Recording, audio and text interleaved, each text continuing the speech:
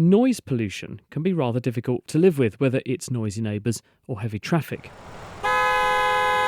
And in a surprising twist, it turns out that plants are also impacted by too much noise, but not in the way you might think.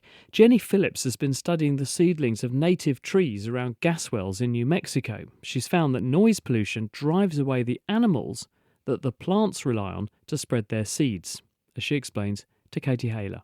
We were focusing on two tree species, so pinyon pine and juniper. And both of those tree species are very important for wildlife, but especially pinyon pine because they have these delicious pine seeds that wildlife depends on for food.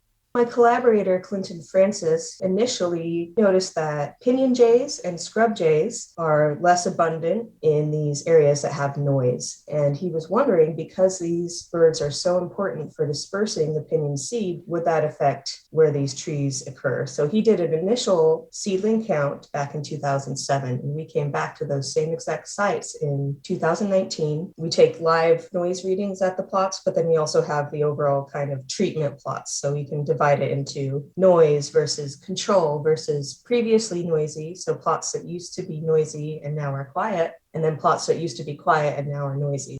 So what did you find out? You've got these various conditions. You've got some plots that are quiet, some that are noisy, and then some that used to be loud and some that are now loud and used to be quiet. The long-term plots that haven't changed, you see a decline in both community composition, seedling recruitment, and the number of saplings for pinyon pine. In terms of these plots that had noise removed, you are not seeing a recovery in the pinyon pines. And so what we think is happening here is that the scrub jays have episodic memory.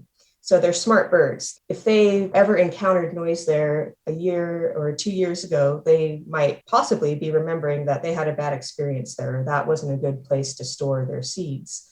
So they're not coming back there once the noise is removed. And because of that, you're not getting any sort of recovery in terms of the pine forest being able to start growing back in that area.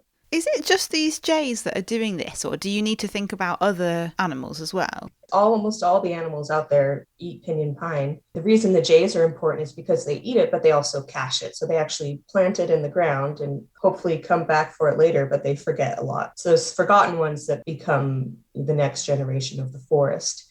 There are lots of other birds that disperse the juniper. So bluebirds, there could be things like gray fox and other mesopredators that are dispersing seeds in the system. And so it just depends on whether they're sensitive to noise or not.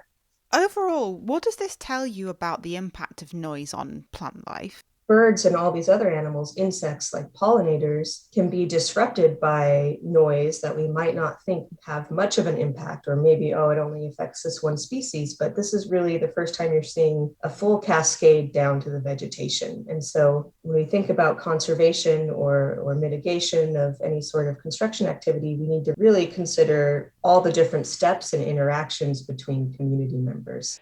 Jenny Phillips from Texas A&M San Antonio. The paper's just been published in the journal Proceedings of the Royal Society B.